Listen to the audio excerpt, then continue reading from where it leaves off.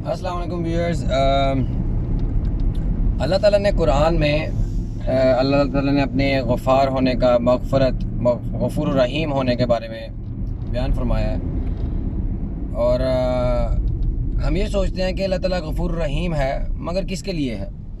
کیا اللہ تعالیٰ غفور الرحیم ہے ہر اس انسان کے لیے جو اللہ تعالیٰ کا نافرمان ہے، اللہ تعالیٰ کی آیتوں کو توڑنے والا ہے اور گمراہی کا اور متکبرانہ بیہیویئر اپنائے ہوئے ہے، اور انسان یہ سمجھ رہا ہے اللہ تعالیٰ بڑا غفور رحیم ہے؟ کیونکہ ہمیں نارملی یہ کنسیپٹ دیا جاتا ہے اللہ بڑا غفور رحیم ہے، جی آپ نے جو بھی کام کر لیے ہیں، غلط کام کر لیے ہیں تو بس اس میں لگے رہو، معاف کر دے گا یوم القیامہ کو۔ انسان کی معافی جو سی ہے وہ صرف اور صرف انسان کے مرنے سے پہلے ہے، وہ اپنا اصلاح کر لے اور رجوع کر لے اور اللہ کی طرف پلٹ آئے تو اللہ تعالیٰ غفور رحیم ہے۔ اگر وہ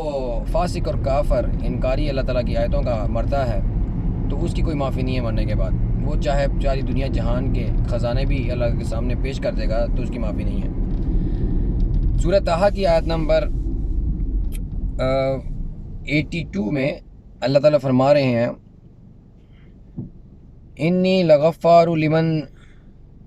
لمن تاب وآمن وعمل صالحا ثم اہتدی، ٹھیک ہے؟ تو اللہ تعالیٰ اس آیت میں بیان کر رہے ہیں کہ اللہ تعالیٰ غفور رحیم ہے، معاف کرنے والا ہے اس کے لیے، لمن تابا، جس کسی نے توبہ کی، جو شرمندہ ہوا، جو نادم ہوا اپنے کیے پر۔ لمن تابا کا مطلب ہے اللہ کی طرف رجوع کرنے والا، توبہ کرنے والا، اپنے کیے پر شرمندہ ہونے والا جو انسا ہے وہ، اور پھر توبہ ہی نہیں کی، یعنی توبہ تو کی، معافی مانگی، شرمندہ ہوا اپنے کیے پر کہ اس سے غلطی ہو گئی، پھر اللہ تعالیٰ کہہ رہے ہیں عامل صالحا، وہ عامل صالحا کی بات ہو رہی ہے۔ پھر آ جاتا ہے کہ وہ اعمال کیے جو اللہ تعالیٰ نے کرنے کو کہے ہیں معاشرے کی طرف، انڈیویجولی اور مجموعی طور پر معاشرے کی اصلاح کے لیے وہ عمل کیے جس سے دوسروں کو کوئی بینیفٹ پہنچا، دوسروں کو فائدہ پہنچا، اصلاح کی آپس میں، گھر میں، رشتہ داروں میں، دوستوں میں، احباب میں، معاشرے میں، مکتب میں، آفس میں، جہاں پہ بھی وہ ہے، جس کے ساتھ بھی اس کا کوئی ریلیشن اور تعلق ہے تو اس نے ہر جگہ پہ اصلاح کرنے کی کوشش کی اور اصلاح والے عمل کیے۔ وہ دینی اصلاح ہو سکتی ہے، وہ معاشرتی اصلاح ہو سکتی ہے، وہ اخلاقیات میں اپنے اخلاق کی اصلاح ہو سکتی ہے۔ تو وہ اعمال جو ہر لحاظ سے آپ کے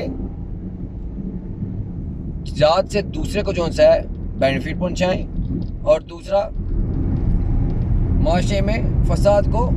روکیں۔ وہ آپ کے چاہے ہاتھ سے فساد ہو رہا ہے یا کوئی دوسرا معاشرے میں فساد برپا کر رہا ہے تو وہ اعمال آپ کر رہے ہیں جس سے اس دوسرے بندے کو بھی روک رہے ہیں آپ اور خود کو بھی روک رہے ہیں معاشرے میں فساد کو برپا کرنے سے، دوسرے کسی کو تکلیف پہنچانے سے۔ تو اللہ پھر عمل صالحا کی بات کریں، ثم اہتدی، عمل صالح کے بعد پھر وہ اس رستے پہ قائم ہو جائے جو اللہ تعالیٰ نے ہدایت کا راستہ بیان کیا ہے اللہ کی کتاب کے اندر۔ جو اللہ تعالیٰ نے احکامات بیان کیے ہیں قرآن کے اندر، ان احکامات کی پیروی کرنا اور ان سے ڈیویٹ نہیں کرنا دوسری ڈائریکشن میں، وہ ہے ہدایت کا راستہ۔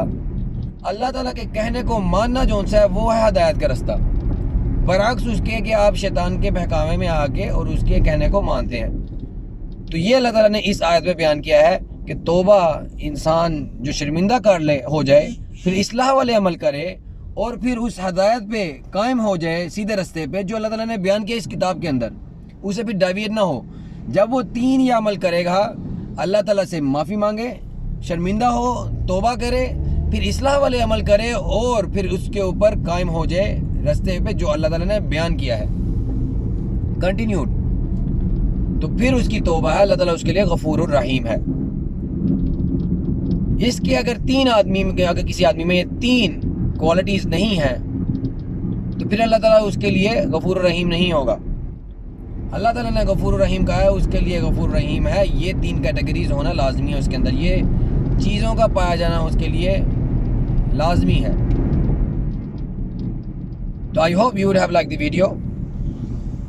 اگلی ویڈیو میں ایک نئے میسیج کے ساتھ آپ کی خدمت میں حاضر ہوں گا. اس ویڈیو کو زیادہ سے زیادہ شیئر کیجیے گا. اللہ حافظ.